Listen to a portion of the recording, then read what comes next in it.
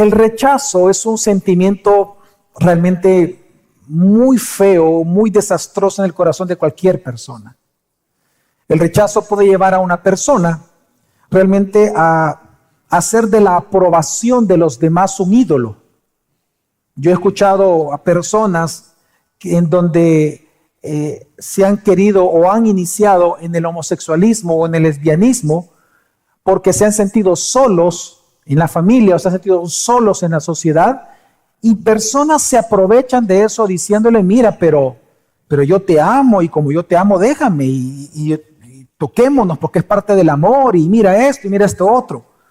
Y realmente una persona cuando se siente rechazado puede hacer de la aprobación de los demás un ídolo tan fuerte que está dispuesto a vender sus principios con tal de obtener amor o aprobación de los demás. También es el caso de aquellas mujeres que entregan su virginidad o entregan su cuerpo para poder obtener de alguna manera la aprobación del hombre o el único hombre que según ellas está interesado en ellas. Así también encontramos personas que están dispuestas a transigir sus principios con tal de obtener aprobación de la familia. Realmente el rechazo de la sociedad puede ser muy doloroso, muy destructivo a la vida de muchas personas, y lamentablemente incluso personas que están dentro de las iglesias cristianas no están exentas de esa tentación.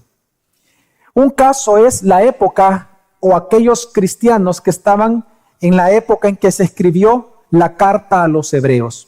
Yo quiero que me acompañe a la carta a los hebreos, hermanos, manténgalo ahí, y quiero ponerle un poco de contexto en qué momento se escribió esta carta. La carta a los hebreos se data aproximadamente que fue escrita 2-3 años antes de la destrucción del templo de Herodes, el templo de Jerusalén. Si usted recuerda un poco la historia, el templo fue destruido en el año 70 después de Cristo, cuando Tito Vespasiano entra, este gran general romano que después se convierte precisamente en emperador, entra a Jerusalén, destruye el templo y en una sola noche mató a más de 2 millones de judíos. Lo único que quedó en pie de este gran incendio y destrucción que él hizo es lo que hoy se conoce como el Muro de los Lamentos. Si usted lo ha visto en fotografía, en video, el Muro de los Lamentos es lo único que quedó de esta entrada de Vespasiano a Jerusalén. Cuando esto sucede en el año 70, 2-3 años antes de esto, es que se data la escritura de la carta de Hebreos. Y este dato es importante. ¿Por qué? Porque había dos problemas que los oyentes originales de esta carta estaban enfrentando. En primer lugar, se estaba intensificando precisamente la persecución en contra del cristianismo. El autor de Hebreos le escribe, y por eso se llama la carta a los hebreos, oiga, porque le escribe precisamente a judíos ahora convertidos al cristianismo, o a judíos que estaban yendo a la iglesia cristiana en grupos. Entonces, ellos estaban enfrentando dos problemas. Número uno, una persecución cada vez más intensa de parte del imperio, pero en segundo lugar, estaban ellos sufriendo el rechazo de sus propios familiares, que para ellos no perder la familia, los privilegios públicos y sociales de pertenecer al judaísmo, ellos tenían que echar de sus casas a los judíos ahora, a sus familiares ahora cristianos. ¿Se acuerdan ustedes, hermanos, del caso de Jesús, que él sana a un hombre ciego de nacimiento y que los papás delante de las autoridades niegan de alguna manera ellos haber presenciado eso por miedo a que fueran, dice la Escritura, ¿qué? Expulsados ¿de dónde? De las sinagogas. Entonces los papás de este ciego de nacimiento, ellos no hicieron alarde del milagro, no quisieron decir nada, precisamente por miedo a ser expulsados de la sinagoga. Pues ahora esto estaba pasando más fuerte aún en las familias en donde uno o varios se habían convertido al cristianismo. Entonces lo que ellos decidieron fue echarlos a ellos. Entonces, estas personas que habían sido echadas de sus familias, ellos se vieron en la tentación, estos cristianos o aparentes cristianos, se vieron tentados en abandonar a Cristo. Se vieron tentados en ya no tener ninguna identificación pública de que son cristianos. y comenzaron a practicar aquello que una vez hicieron, que ahora iban a volver a hacer para volver a ser aceptados por la comunidad judía. ¿Y qué era eso que los podía volver a ser aceptados a la comunidad judía? Los ritos del antiguo pacto. Entonces resulta que estas personas, aunque iban a la iglesia cristiana y se consideraban confesos del Señor Jesucristo, para ser aceptados, porque ya no soportaban el rechazo social del judaísmo, para ellos ser aceptados comenzaron a practicar otra vez los ritos de la ley de Moisés. En ese contexto es que el autor de Hebreos entonces les escribe, y en el pasaje que vamos a leer les dice esto, les dice: no lo hagan, no abandonen a Cristo, no abandones a Cristo, no rechaces lo que por herencia Dios te ha dado, que es la nueva vida en Cristo. No tires la toalla. Es cierto, es doloroso, es cierto, hay persecución, pero no apostates de Cristo. No lo abandones.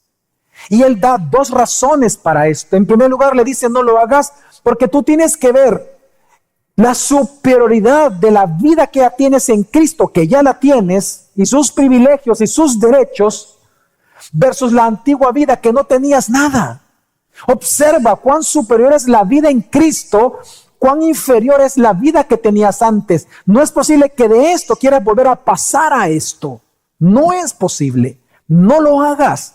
Vas a apostatar. Y en segundo lugar le dice: no solamente observa la superioridad de la vida de Cristo y la inferioridad de la vida pasada, sino que observa el fin eterno de estos, de los que rechazan a Cristo, y el fin glorioso de los cristianos, de los hijos de Dios. Entonces, el tema que vamos a ver hoy nosotros en el texto que vamos a leer es la perseverancia cristiana. Lo que nos va a enseñar el autor de Hebreos es que la perseverancia cristiana solo es posible cuando tú y yo consideramos la superioridad de la nueva vida en Cristo y sus beneficios eternos por encima o por sobre la vida aprobada, la vida que el mundo aprueba con sus beneficios temporales. Y es que este tema es tan importante en Hebreos porque en la línea teológica, es decir, el tema central de toda la carta de Hebreos es la preeminencia de Cristo. Y él comienza a demostrar desde un inicio que Cristo es preeminente por sobre todas las cosas, porque muchos de estos que estaban siendo perseguidos y expulsados de sus casas estaban retomando la vieja vida, el viejo pacto, el antiguo, el ya superado, el ya cumplido en Cristo, con tal de volver a ser aceptados. Y otros, como por ejemplo, ustedes han escuchado de la comunidad Qumran, ustedes han escuchado de los rollos del Mar Muerto, por ejemplo. De eso sí han escuchado, ¿verdad que sí, hermanos? ¿Cuántos levante la mano? Ok, ellos son de la comunidad de Qumran. Ellos vivían en cuevas. Ellos supuestamente comenzaron siendo cristianos, pero ellos comenzaron a rendir culto a los ángeles. Ellos incluso llegaron a decir, aunque copiaron mucho lo que hoy tenemos como la Biblia, obviamente, y mantuvieron en la escritura, pero ellos comenzaron a creer, por ejemplo, que Miguel, el arcángel Miguel, era muy superior a Jesús como el Cristo. Y comenzaron a pensar todo esto. ¿Por qué? Por el asedio que había. Entonces, el autor de Hebreos por eso comienza hablando cuán superior es Jesucristo de los ángeles en el capítulo 1. Y así es toda la carta. Pero ahora en el texto que vamos a leer, ya no habla tanto de la superioridad de Cristo, que ya la definió, sino que de los privilegios cristianos. Cuán superior es nuestra nueva vida en Cristo y sus beneficios eternos por encima de la vieja vida que teníamos con sus beneficios temporales. Así que él ocupa esto como argumento para que tú no abandones a Cristo, que no abandones tu iglesia, que no abandones tu familia cristiana, que no te des por vencido, que no tires la toalla delante del Señor. Así que vamos a ver 3 puntos básicos. Un mandato, ¿el mandato cuál es? Las razones, que ya se las mencioné, y las vamos a ver específicamente. Y en tercer lugar, entonces, ¿cuál es el llamado del autor de Hebreos? Veamos en primer lugar el mandato. Vamos a leer Hebreos capítulo 12, del 15 al 17. Este solo es el contexto. No es el texto principal que quiero enfocar, sino que lo tengo que mencionar como un contexto de lo que vamos realmente a leer. Dice Hebreos 12, del 15 al 17, dice: mirad bien de que nadie deje de alcanzar la gracia de Dios. ¿Ve usted? Una vez más. Mirad bien, cuídense de que nadie apostate. Cuídense que nadie abandone la iglesia. Cuídense de tú no abandonar la iglesia, de no abandonar a tu familia porque te están rechazando, de no abandonar a Cristo, cuídate de no olvidarte de Cristo. Y en ese sentido dice, mirad bien de que nadie deje de alcanzar la gracia de Dios, de que ninguna raíz de amargura brotando cause dificultades y por ella muchos sean contaminados, de que no haya ninguna persona inmoral ni profana. La palabra profana es mundano, o sea, que no te vuelvas a tu antigua vida, que no regreses al mundo. Ese es el sentido del que está hablando el autor. Entonces dice, de que no haya ninguna persona inmoral ni mundano como Esaú, que vendió su primogenitura por una comida. Porque sabéis que aún después, cuando quiso heredar la bendición, fue rechazado, pues no halló ocasión para el arrepentimiento, aunque la buscó con lágrimas. Vamos a ver qué está enseñando el autor de Hebreos. El autor de Hebreos habla de un mandamiento y él dice, mirad que nadie apostate. No te vuelvas mundano. No regreses al mundo. No andes en tu vieja vida que cuando vas al gimnasio andas enamorando a todas las mujeres. No vuelvas a eso. En los negocios.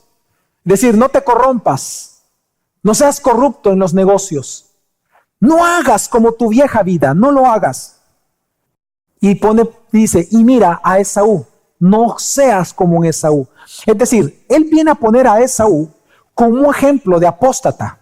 Como un ejemplo de apostasía. Entonces hay que analizar un poco a qué él se está refiriendo. ¿Se acuerdan ustedes quién fue Esaú, verdad? Esaú fue el hermano de Jacob. Eran gemelos. Ambos hijos de Isaac. Entonces, la escritura nos dice en Génesis 25 de que Esaú realmente él era el primogénito legal. Él era el primogénito. ¿Qué significa? El primogénito, y aquí vamos construyendo la enseñanza, escuche bien, ser primogénito era una gran y preciosa herencia de Dios.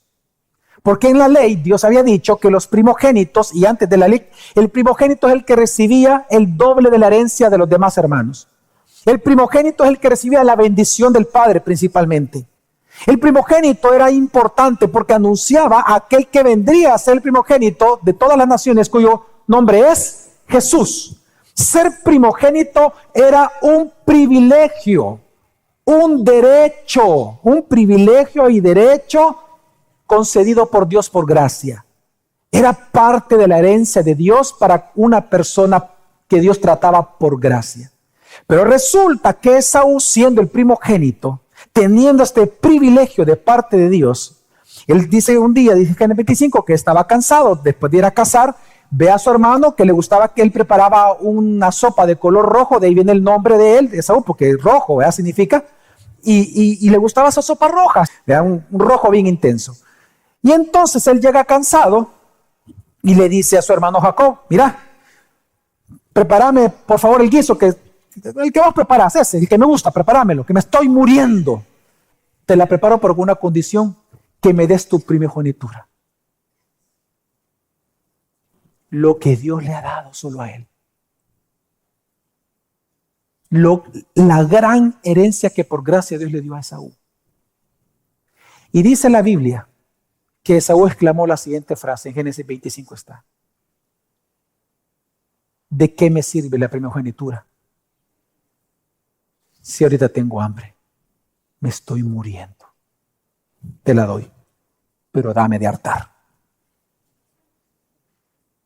Y dice la Biblia que en el mismo capítulo, al final dice la Biblia, así menospreció Esaú. ¿Saben a quién? A Dios. Él apostató de Dios. ¿A qué le está llamando apostasía también entonces, en este caso el autor de Hebreos?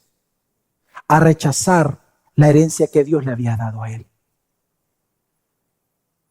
Es decir, por eso es que cuando más adelante en los siguientes capítulos Esaú se da cuenta de lo que había hecho, es cierto que Jacob, ¿se acuerda cómo engañó al papá, verdad? Que se puso la piel, ¿verdad? Pensó que el papá Isaac ya había perdido la vista, entonces él pensó que era el hijo, etcétera, etcétera, que era el primogénito, y le da la bendición a él. Pero entonces cuando regresa Esaú y se da cuenta que el papá ya no le va a dar la bendición a él porque ya se la dio a su hermano, Esaú llora, se enoja, se olvida que él mismo se dio eso a su hermano y comienza a llorar y le dice esto al papá: papá, ¿que acaso no hay una bendición para mí si yo también soy tu hijo?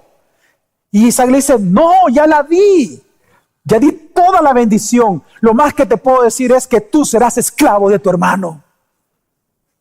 Y entonces él irrumpe en ira y promete matar a Jacob cuando lo viera. Qué terrible es esto. Qué terrible es, porque va a haber un día en el cual muchos le dirán al Señor: Señor, Señor, en tu nombre yo profeticé, en tu nombre yo fui a iglesia gracia sobre gracia, prediqué, discipulé, yo hice consejería bíblica, hice muchas cosas. Y Jesús va a decir: apartaos de mí, malditos, nunca os conocí. ¿Por qué? Porque por los frutos seréis ¿qué? Conocidos, no por tus prácticas religiosas. Y es que lo que está hablando aquí, lo que hizo Esaú, es vender su primogenitura, así como lamentablemente muchas personas hacen con la herencia cristiana que Dios nos ha dado. Lo que vemos nosotros en Esaú es que él fue mundano porque menospreció la herencia de Dios por cosas de este mundo, en ese momento por comer. ¿Cuántas personas, por ejemplo, venden su virginidad o venden su cuerpo, venden el sexo o compran el sexo por amor, según ellos? Porque se siente sola, se siente solo, quiero compañía. ¿O cuántos hacen negocios malos porque dicen: es que yo necesito ganar más dinero? Y están dispuestos a transigir los principios cristianos que le costó la sangre a Jesucristo mismo. Si es parte de tu herencia, tú eres libre en Cristo, tú has recibido herencia en Cristo. Lamentablemente, ante el rechazo, muchas personas, por ejemplo, el rechazo de la esposa, del esposo, de la familia, personas que se sienten solas, cristianos que se sienten solos, se pueden preguntar: ¿de qué me sirve a mí la primogenitura? ¿De qué me sirve, ponerlo en contexto, de qué me sirve ser cristiano? ¿De qué me sirve ir a la iglesia? ¿De qué me sirve si yo siempre me siento solo o sola? Si nadie me hace caso, si no me siento cuidado, si aquí no esto. Y comenzamos a poner una cantidad de excusas y comenzamos a pensar: entonces me voy de la familia, me voy del matrimonio, me vamos a divorciar, me voy de la iglesia, etcétera, etcétera. ¿Pero por qué? Porque siente que se está muriendo de hambre. Lamentablemente, muchas personas viven así, pero el mensaje del autor de Hebreos es: no te rindas, no lo hagas, hermano, no lo hagas. No abandones a Cristo por un plato de lentejas rojas. No abandones tu primogenitura. No abandones tu herencia cristiana, tu nueva vida en Cristo, por recuperar la vieja vida. No te vuelvas mundano. No apostates. No abandones a Jesucristo. No lo hagas. Aunque tu esposo o tu esposa te esté rechazando, aunque recibas la burla en el trabajo por ser cristiano, aunque nadie te hable en la universidad por ser la rara o el raro por ser cristiano, no abandones a Cristo. Por dos razones. No te conviene. Mira el fin de los que apostatan, de los que rechazan a Cristo, y el fin eterno de los que son cristianos. Y en segundo lugar, por esto, observa cuán superior es tu nueva vida en Cristo y cuán podrida era tu antigua vida sin Cristo. Y esto es lo que ahora Él va a enseñarnos a través de un gran ejemplo que Él va a dar. El autor entonces va a enseñar esto, y voy a explicarlo antes para cuando lo leamos sea más rápido entenderlo, ocupando dos imágenes. Él va a comparar la antigua vida del monte Sinaí con el monte Sinaí versus la nueva vida en Cristo representada por el monte de Sión. Digan conmigo: Sinaí, Sión. Son dos montes distintos. El Sinaí es donde Dios le dio la ley a Moisés, ¿se acuerdan? Y Dios se manifestó con rayos, ya vamos a hablar de eso. Y en el otro lado se encuentra el monte de Sión, que voy a explicar qué es, en donde se prometió en el antiguo pacto que el nuevo pacto inauguraría nuevamente, recuperaría la adoración en el monte de Sión, en donde de todas las naciones se reunirían en ese monte en Cristo, formando de cada pueblo, tribu, lengua y nación un solo pueblo, adorando a Dios y Dios siendo Dios en medio de ellos, el nuevo pacto. Entonces, ocupando esas dos figuras, Él va a mostrarte cuál es el fin de los que apostatan ocupando el monte de Sión, cuál es la sentencia de Dios contra la que apostata, contra la apostasía, contra el mentiroso, contra el pecador, y cuál es el fin eterno de aquellos que permanecen fieles, aunque sufran mucho en este mundo. Así que Él va a presentar esos dos montes para que veamos cuán superior es la vida cristiana versus la antigua vida. ¿Estamos dispuestos a caminar este recorrido, hermanos? Ok, entonces entremos a esta parte de la historia. Vamos a ver lo primero que enseña el autor de Hebreo. Lo primero que enseña es que la apostasía trae consecuencias, hermanos. Digan conmigo, la apostasía trae consecuencias. Y es lo primero que él va a enseñar. ¿Por qué? Porque abandonar a Cristo es abandonar todo. Tú abandonas a Cristo y tú abandonas todo. Si tú no tienes a Cristo, no tienes nada.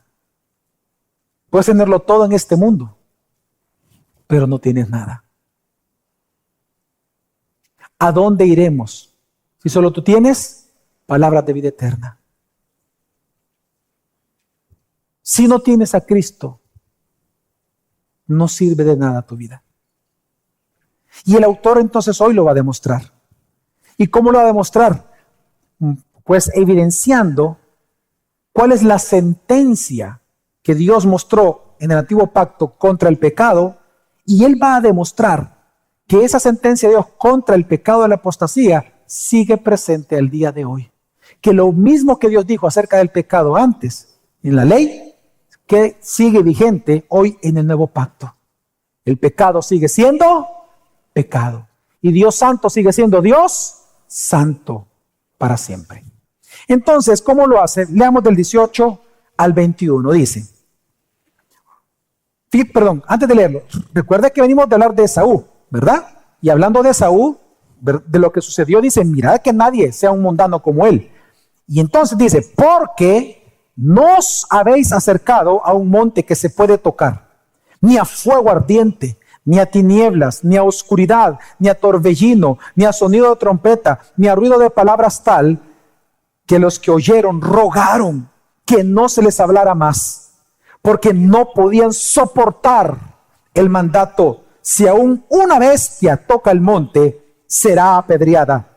Tan terrible era el espectáculo que Moisés dijo, estoy aterrado y temblando. Aunque el autor de Hebreos no menciona la palabra Sinaí, todos nosotros sabemos que está hablando de la experiencia en el monte Sinaí. ¿Qué es el monte Sinaí? Es el monte cuando el pueblo hebreo fue rescatado de Egipto por mano de Dios. ¿Se acuerdan ustedes, hermanos? Inmediatamente Él los llevó, en lugar de llevarlos a la tierra prometida, los llevó primero al monte Sinaí. ¿Por qué? La meta era la tierra prometida, pero si la tierra prometida quedaba a la derecha, el monte Sinaí quedaba a mano izquierda. ¿Por qué hizo eso Dios? Porque antes de llevarlo a la tierra prometida, Dios los quiso llevar a su monte para Él hacer un pacto con ellos y convertirlos en sus hijos, como Él mismo lo dice ahí mismo en ese texto de Éxodo 19, en hacerlos su especial tesoro sobre todas las naciones de la tierra. En otras palabras, como dice el mismo texto en Éxodo, Dios dice, yo los atraje a mí mismo. Es decir, lo primero que Dios hizo antes de entregarle las bendiciones y los privilegios es que ellos se encontraran con Dios, que ellos conocieran a Dios y que ellos entendieran prácticamente esto, que el Dios Salvador es un Dios santo y que nosotros los seres humanos ¿somos qué? Pecadores. Perdóname, pero es que ante la santidad de Dios no te puedes ver a ti mismo más que solo como pecador. Nadie es santo como Dios lo es, nadie. Solo Dios es santo, intrínsecamente santo. Entonces, cuando Dios los lleva al monte Sinaí, y él le dice a Moisés, te voy a entregar la ley, le manda a que el pueblo se purifique porque iba a tener un encuentro con el Dios que santo. Pero resulta que este encuentro con Dios no era como ellos pensaban, sino que lo que sucedió es lo que estamos leyendo acá. Que cuando ella se acerca en el día en que Dios se manifiesta, dice la Biblia que su presencia baja sobre el monte y se manifiesta a través de grandes estruendos, de una nube que cubrió todo el campamento, de humo, de rayos dorados, de rayos y truenos. Y no solamente eso, sino que dice la Biblia que hubo tal oscuridad, usted súmele, oscuridad, rayos, truenos, y comienza un gran terremoto a pasar, y un terremoto que no termina. Y en ese momento sale una voz del cielo que dice, si alguno de ustedes toca el monte, si alguno de ustedes pasa el límite que yo he trazado por mi santidad, si ustedes traspasan eso, aunque sea un animal, lo van a tener que apedrear ustedes mismos. Fue tan terrible ese momento, hoy pasando por bastante, no crea que fue un minuto, hermano. Estamos hablando de horas. Fue una situación tan tremenda que lo único que hizo fue un miedo en ellos, tanto que como ellos, al ver la santidad de Dios, ellos ¿cómo se vieron? ¿Cómo se vieron, hermanos? Pecadores. Por eso es que ellos ya no quisieron traspasar, obviamente no iban a traspasar, y tuvieron tanto miedo que dice la Biblia, pero es lo que cita el autor de Hebreos, que fue tanto miedo que ellos tenían de ellos morir por la santidad de Dios, ellos verse pecadores, que cuando escucharon este mandamiento taparon sus oídos y dijeron, ya no queremos escucharte, llamado Dios. No, yo me voy de este discipulado porque todo el tiempo solo de mi pecado me hablan. Yo me voy de esta iglesia porque me confrontaron. Es insoportable para mí escuchar la voz de Dios. Tan fuerte fue la voz de Dios que entonces ellos le dicen, ve tú, Moisés, a ti te vamos a escuchar, pero ya no escucharemos a Dios. Y entonces fue tan terrible esto, ellos se vieron tan pecadores, un Dios tan santo, que entonces dice versículo 21, tan terrible era el espectáculo, que Moisés dijo, estoy ¿qué? Aterrado y temblando. Si usted revisa Éxodo 19 y 20, Moisés no dijo eso, ahí. Entonces, ¿qué está citando el autor de Hebreos? Lo que pasó después. Que ellos cuando entran en el pacto y al ver al Dios santo así, cuando Dios les dice, esta es mi ley, ¿la van a cumplir? ¿Qué creen que dijeron todos? ¿Qué dijeron todos, hermanos? Sí, sí, sí. Claro, claro que sí. Sí. Pero a las semanas se olvidaron de Dios. Y entonces vinieron y ellos, solo les duró ser hijos de Dios varios días. Pueblo de Dios, varios días nada más. Porque ellos apostataron en el becerro de oro. Cuando ellos adoran al becerro de oro, ¿se acuerdan ustedes que Moisés volvió a subir 40 días, baja y ve al becerro de oro, quiebra las tablas de la ley? En ese momento es donde él dice estas palabras. Él dice, estoy aterrado y temblando, pero ¿en qué contexto lo dice? En que ellos, por haber apostatado, él sabía que aquel Dios que mostró su gloria y su presencia de esa manera, iba a destruirlos a todos ellos. Y tembló de miedo ante un Dios santo que iba a cumplir su palabra justa. Y de hecho lo cumplió, porque recuerde cómo algunos de ellos murieron, ¿verdad? Dios le dijo a Moisés que lo que hicieron fue derretir el oro mismo del becerro y se les hizo tragar a todos los que habían participado de la apostasía y murieron quemados por el oro. ¿Querés oro? Oro te voy a dar hasta que te mueras por tu boca. Eso es lo que quieres, y no a Dios. Pues más oro te voy a dar para que te pierdas más. ¿Dinero quieres? Toma dinero en la boca. Ahí están tus billetes. Hártate de dinero. Es parte de mi juicio sobre tu vida. ¿Quieres sexo? Más personas te voy a dar. Sé libre. Ve a todos los gimnasios del Salvador. Enamora a todas las mujeres. Eso es lo que quieres. Pues más sexo te voy a dar para que te pierdas más. Un Dios santo, que ningún pecador puede permanecer en su presencia. Entonces, ante toda esta gran imagen que está enseñando el autor de Hebreos, que este es el fin de los apóstatas, que este es el fin de los que rechazan hoy a Cristo, que este es el fin de aquellos que digan, Señor, Señor, sin tu nombre yo eché demonios, yo profeticé, apartados de mí, malditos, nunca os conocí.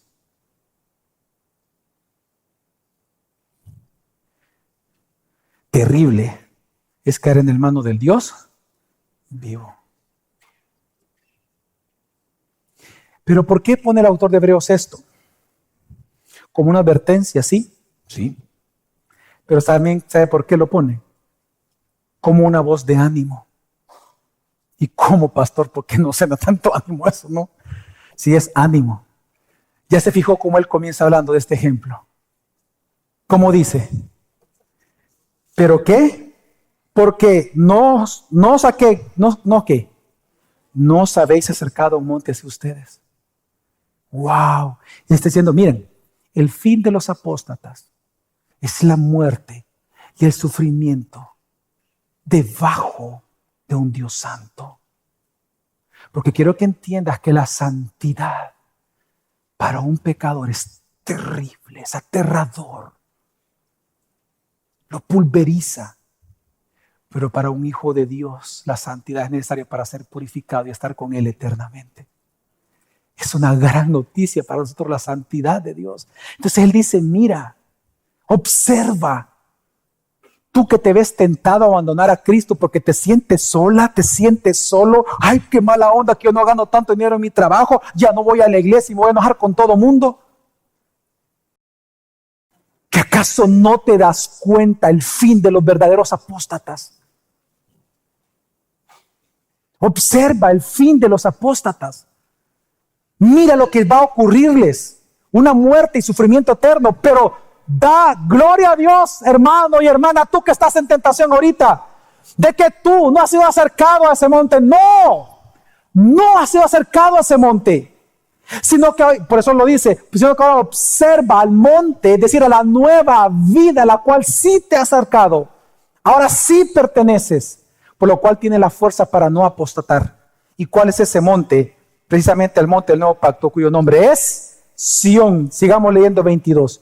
Vosotros, en cambio, os habéis acercado al monte de Sión y a la ciudad del Dios vivo, la Jerusalén celestial, y a miríadas de ángeles, a la asamblea general e iglesia de los primogénitos que están inscritos en los cielos, y a Dios, el juez de todos, y a los espíritus de los justos hechos ya perfectos, y a Jesús, el mediador del nuevo pacto, y a la sangre rociada que habla mejor que la sangre de Abel. En este pequeño texto, el autor de Hebreos nos presenta 7 virtudes, 7 regalos, 7 herencias que Dios te ha dado en Cristo, en tu nueva vida. Lo que Él está dando es tu nueva vida. 7 regalos que Dios te ha dado a ti en tu nueva vida. Ya es una realidad en ti, pero todavía no, en el sentido que todavía no ha sido perfeccionado, sino que cuando venga Jesús por segunda vez. Digan conmigo, el ya, pero todavía no. El reino de Dios ya fue inaugurado, pero todavía no es pleno, porque estamos esperando la segunda venida. Así es tu nueva vida en Cristo.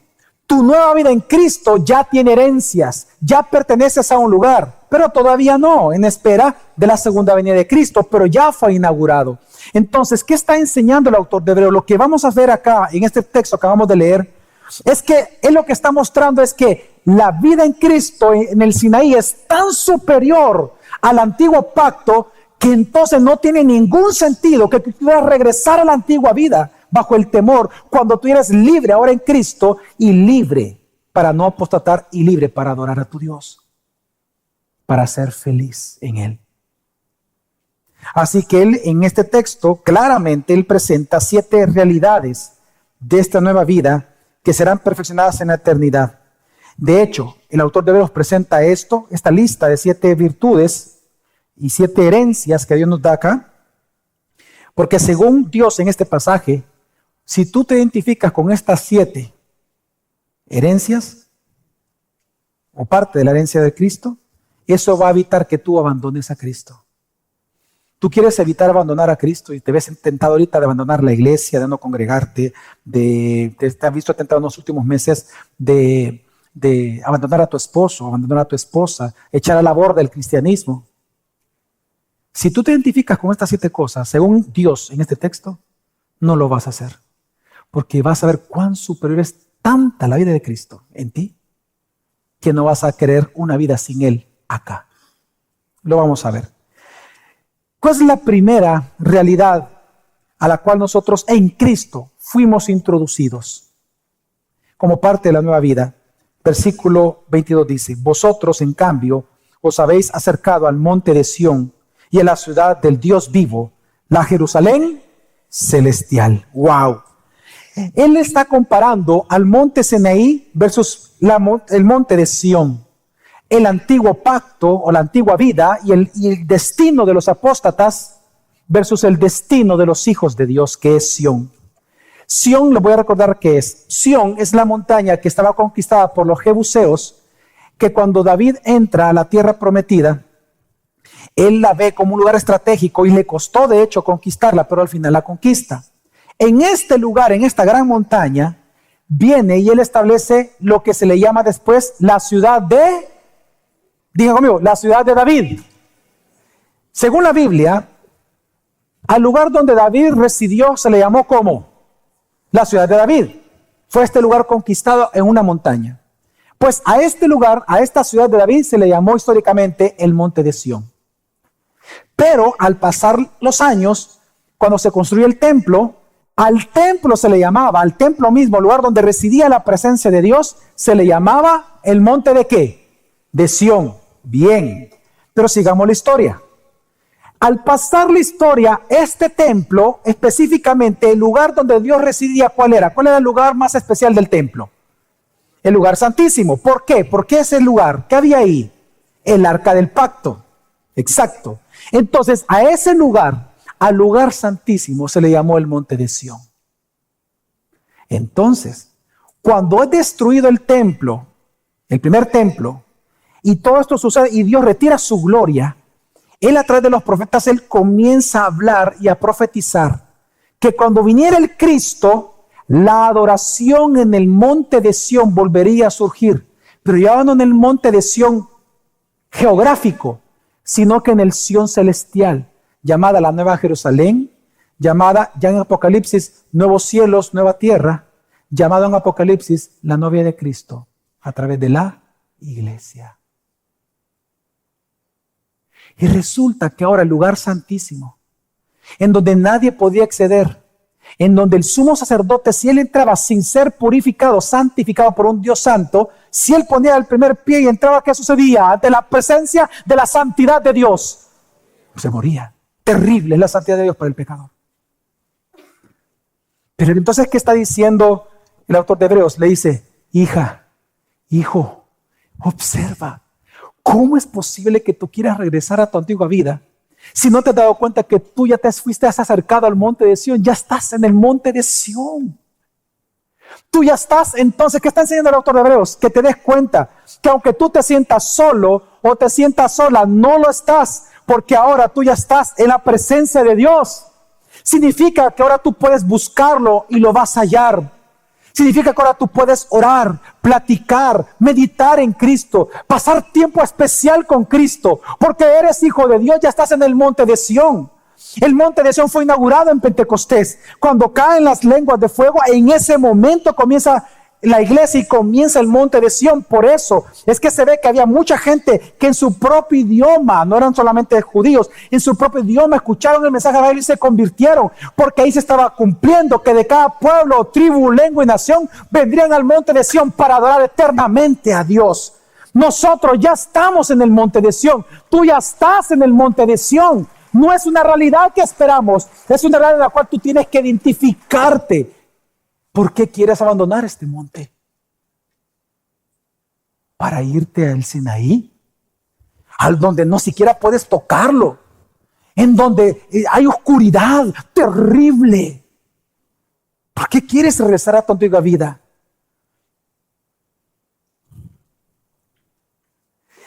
Lo que está anunciando el autor de Hebreos es que tú no estás solo. Lo primero que te dice es: tú ya estás en el monte de Sión. Digan conmigo: la nueva Jerusalén.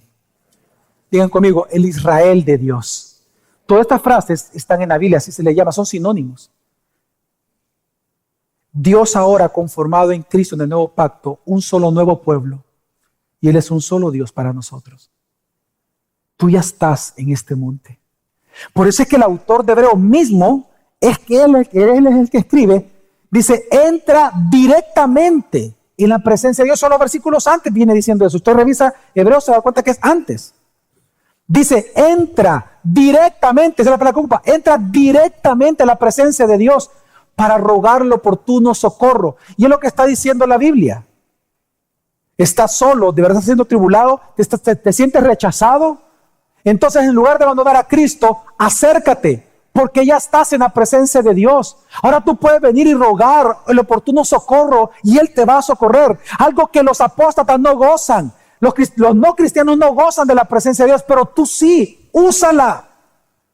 Identifícate como hijo. Es parte de tu herencia. No vendas tu primogenitura por una sopa roja de lentejas.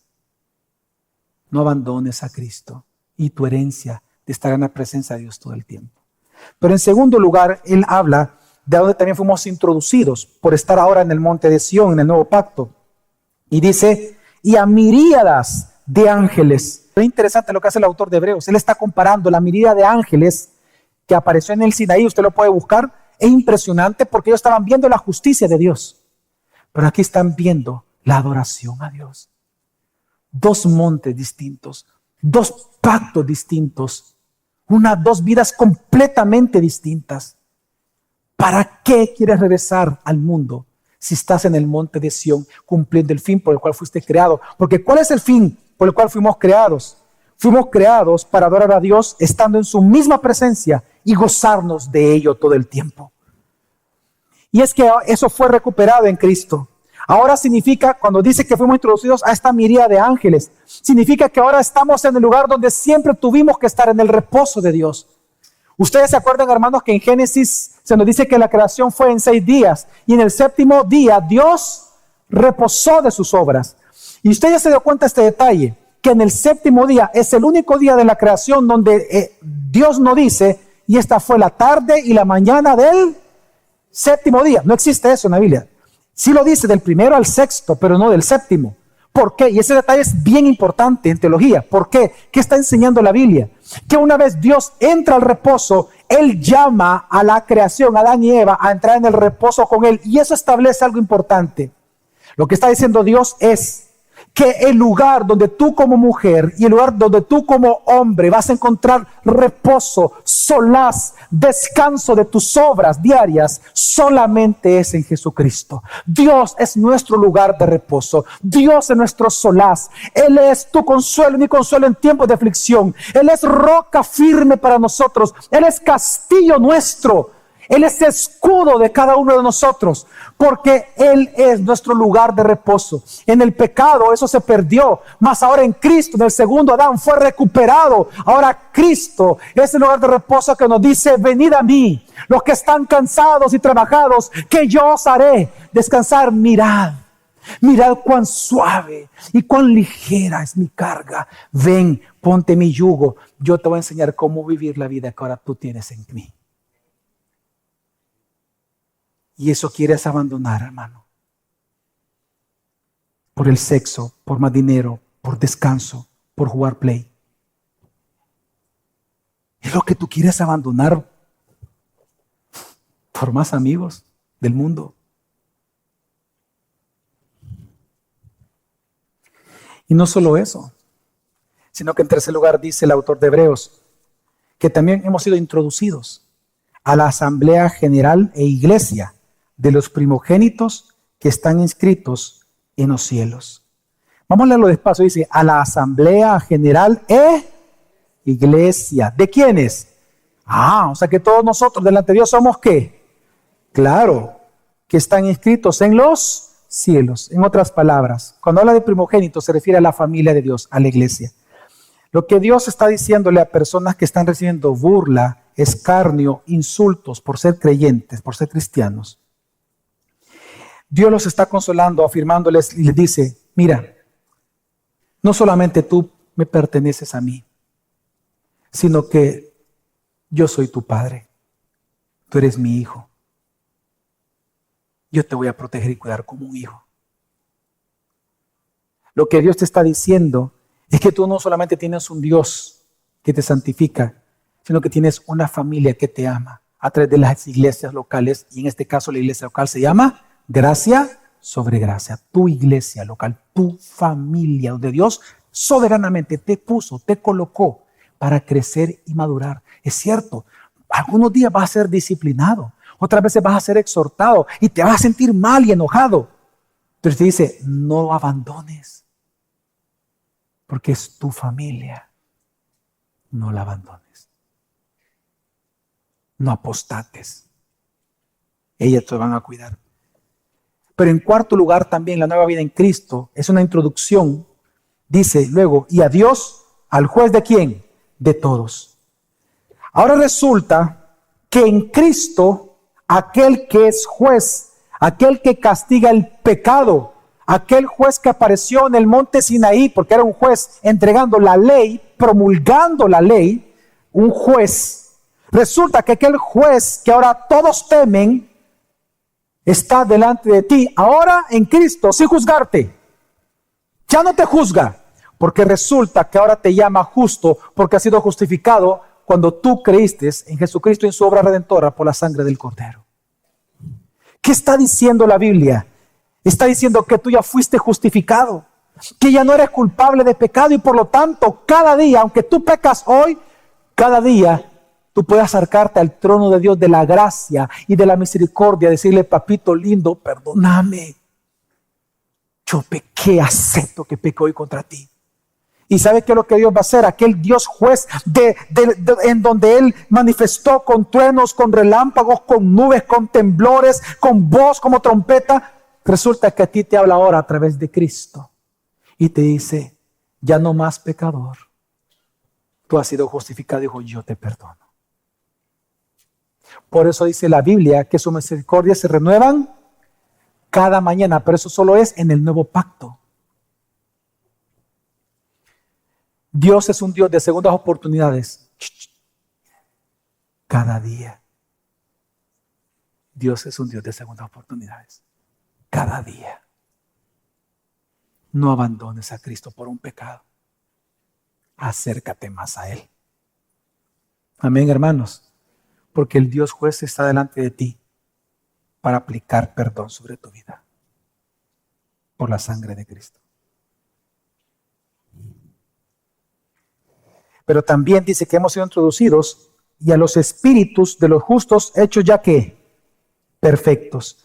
Leamos despacio para que vean que todos tenemos la capacidad de interpretar. Dice, y a los espíritus de los justos, el alma de los justos. ¿Pero cuáles? ¿Cuáles almas de los justos? Aquellos que ya están ¿qué? Perfecto. ¿Dónde se da la perfección? ¿Aquí en esta tierra o en el cielo? Entonces, ¿dónde está toda esta gente que está mencionando aquí? En el cielo, los que ya murieron en la fe en Cristo. ¿Qué está diciendo el autor de Hebreos? Cuando dice que hemos sido introducidos a los espíritus de los justos hechos ya perfectos, no está hablando de la iglesia que está viva hoy en día. Está hablando de todos aquellos héroes de la fe que murieron en la esperanza del Mesías o que creyendo en Cristo ahora en el nuevo pacto, murieron sin recibir aún las promesas en este mundo, los del antepacto, y ahora los que murieron en esperanza están en el cielo gozando con Él. En otras palabras, quiero que entiendas y quiero que veas esto. A los que son legalistas, en su carne, esto les va a doler. Pero quiero que entiendas esto. En Cristo, tú ya fuiste unido a la lista de los héroes de la fe. ¿Sabe qué está diciendo este texto? Que tú eres un héroe de la fe. Pero pastor, ¿cómo es posible que yo sea un héroe de fe? Porque dígame un nombre de los que aparece en Hebreos 11 de héroes de la fe. Abraham, ok, pero Abraham mintió de su esposa con el faraón o no. Le mintió y él es considerado un ¿qué? Un héroe. ¿Qué es lo que califica a ser un héroe? Aquellos que son de la fe, pero no que son perfectos, sino que murieron en la esperanza del Mesías, aunque nunca lo vieron. Desde el momento que tú fuiste salvado por Cristo, tú eres un héroe de la fe. Tú eres una heroína de la fe. Significa, si en verdad terminas la carrera que has empezado, tú serás un héroe. Es decir, el autor de Hebreo lo que está enseñando es lo siguiente. ¿Por qué vas a abandonar a Cristo si a ti ya se te dio tanto el querer como Él poder hacer cualquier cosa que Dios te pida por su buena voluntad? Tú ya eres un héroe. Si en verdad tú resistes, permaneces fiel, aunque vengan las burlas del colegio, de la universidad, del trabajo, de tu esposo, de tu esposa que se burla en tu cara, aunque venga todo esto y tú permaneces fiel, fiel al Señor, tú eres un héroe de fe. Porque significa que la obra de Cristo que hizo en ti es perfecta, aunque tú no lo eras. Lo que está enseñando la Biblia, que ahora tú en Cristo lo puedes todo, porque todo lo puedo en Cristo que me fortalece, pero también Cristo en ti lo puede todo, así que adelante, persevera. No tires la toalla, lucha por tu matrimonio, lucha por tu familia, lucha por tu vida espiritual, lucha, hermano, porque el querer y el hacer se te ha sido entregado en Cristo. Tú admiras a Abraham, tú admiras a Moisés, tú admiras al gran rey David. Este día, mírate al espejo y dale gracias a Dios que tú eres tan grande como ellos, porque a ti se te dio el don de la fe al igual que ellos. Dale gracias a Dios por ser un héroe de la fe, hermano. Dale gracias a Dios. Si en verdad termina la carrera, eres un héroe de la fe. Luego dice que también se nos ha sido dado en Cristo. Y luego dice, y a Jesús, el mediador de un nuevo pacto. Es decir, que no solamente se nos da el nuevo pacto, sino que el mayor regalo de todos que hemos recibido en Cristo es a Cristo mismo. Y es hermoso porque Él lo relaciona con el mediador del nuevo pacto. El nuevo pacto profetizado por Dios del antiguo pacto fue lo siguiente. Él prometió lo siguiente y Él dijo. Es que voy a ponerle un poco en contexto histórico. Y son datos que espero que usted nunca olvide que le sirven en su interpretación bíblica. Cuando el pueblo hebreo apostató de Dios como pueblo en el evento del becerro de oro, Dios ahí mencionó que entonces su nuevo pacto ya no lo haría con el Israel nacional, sino que en el Israel celestial, el remanente que sacaría de en medio de ellos y de todas las naciones que iban a ser esparcidos. El nuevo pacto, por lo tanto, consistió, anunciado por Isaías, Jeremías, Ezequiel, Joel, tiene varios aspectos. Uno de ellos, el principal, es que nuestros pecados serían, el nuevo pacto, Dios prometió que todos los pecados del remanente serían perdonados, temporalmente o para siempre, para siempre. En segundo lugar, Él prometió que Él derramaría su Santo Espíritu sobre toda carne, no importando la edad. Chiquitos, ancianos, los que creían en Él, iban a recibir el derramamiento del Espíritu. Eso significa que se nos iba a quitar el corazón de piedra que desobedece los mandamientos a un corazón de ¿qué? De carne. Ya está hablando de la obediencia. El querer y el hacer iba a ser posible solo para los hijos de Dios. La obediencia al mandamiento de Dios. Pero aparte de todo eso, Él prometió que Él sería Dios para su pueblo y nosotros siendo el pueblo de Él para siempre. Y estaríamos en el monte de Sión, en la nueva Jerusalén, en cielos nuevos y tierra nueva para siempre. Todo eso es el nuevo pacto. ¿Qué está diciendo entonces el autor de Hebreos? Que tú ya fuiste introducido a este nuevo pacto y que el mayor bien de todos es el mediador, a Cristo mismo. Entonces, ¿por qué quieres abandonar a Cristo? ¿Por qué quieres abandonar a Cristo por más dinero? ¿Por qué quieres abandonar a Cristo? Porque estás cansado y cansada de tu trabajo en la semana. Cuando Él es tu reposo. Él es tu mayor bien. No lo vendas. No lo hagas. Persevera, hermano. Hermana, no tires la toalla.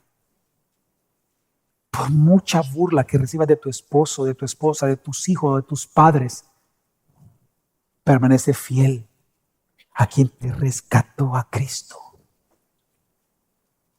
Y por último, Él dice que también hemos sido introducidos y a la sangre rociada que habla mejor que la sangre de Abel. La sangre de Abel, dice la Biblia, que clamó por justicia a Dios. La sangre de Abel, recuerda que Abel fue el hermano de Caín, hijo de Adán y Eva, ambos. Cuando Caín mata a Abel, la Biblia dice que la sangre clama al cielo diciéndole a Dios, justicia, mátalo, mátalo, acaba con él. tu santidad lo pulverice para siempre. Hazme justicia. La sangre de Abel reclama contra el pecador. Oiga, la sangre de Abel reclama contra los pecadores. Pero dice el autor, pero tú no has sido rociado con esa sangre.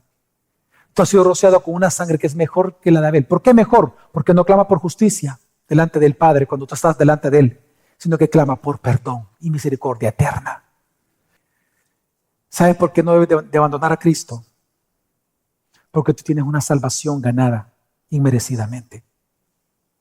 La sangre de Jesús no clama contra ti, clama a favor tuyo, mas no así para los apóstatas. Y te recuerdo lo que sucedió con Esaú. Esaú, al vender su primogenitura y regresaron del padre días después, y Jacob le roba la herencia el mismo día, se enoja y le clama a su padre diciéndole: Padre, soy tu hijo también, dame tu bendición, soy el primogénito. Y digo, no lo eres ya.